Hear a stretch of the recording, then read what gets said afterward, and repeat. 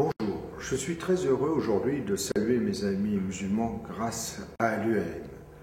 Nos relations n'ont pas toujours été un long fleuve tranquille et il m'est arrivé de commettre des erreurs. Quel est l'homme qui n'en commet point? Et pourtant, je suis très fier d'avoir été le premier maire de France à permettre à la communauté musulmane de construire sa mosquée, celle de la rue de Rosny, pour pouvoir prier dans la dignité. Grâce à un bail amphithéotique, j'ai été attaqué, agressé. Peu m'ont défendu. Mais après 7 années de procédures difficiles, le Conseil d'État m'a donné raison et aujourd'hui, tous les musulmans de France peuvent obtenir un terrain dans leur commune et construire dans l'égalité avec les autres religions leur lieu de culte pour pouvoir pratiquer leur foi dans la dignité. Pour tous ceux qui partagent une même foi, se retrouver pour prier est très important. Mais j'ai souvent été très touché par des familles désemparées parce qu'il n'y avait pas de lieu à proximité pour enterrer les défunts. L'égalité, le respect de la dignité, c'est aussi avoir des cimetières.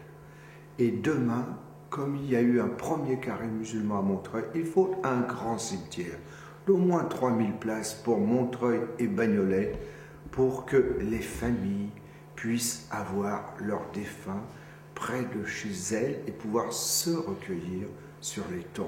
C'est aussi une marque d'égalité, de dignité très importante. Dans la société française, les musulmans sont devenus des boucs émissaires. Il faut cesser avec tous ces débats, avec de nouvelles lois.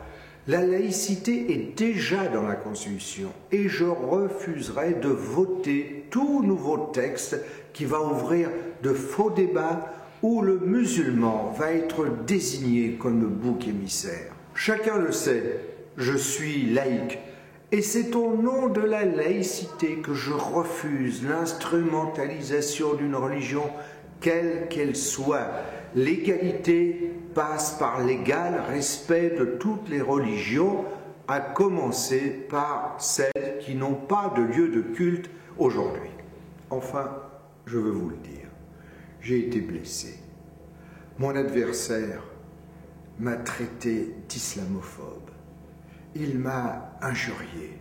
Ces insultes sont indignes.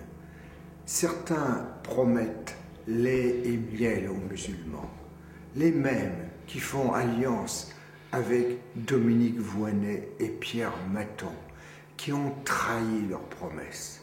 Moi, je ne fais pas de promesses, parce que les hommes et les femmes politiques, c'est aux actes qu'il faut les juger, à ce qu'ils font concrètement. Et c'est à cela que je m'engage. Alors, chers amis musulmans, à bientôt.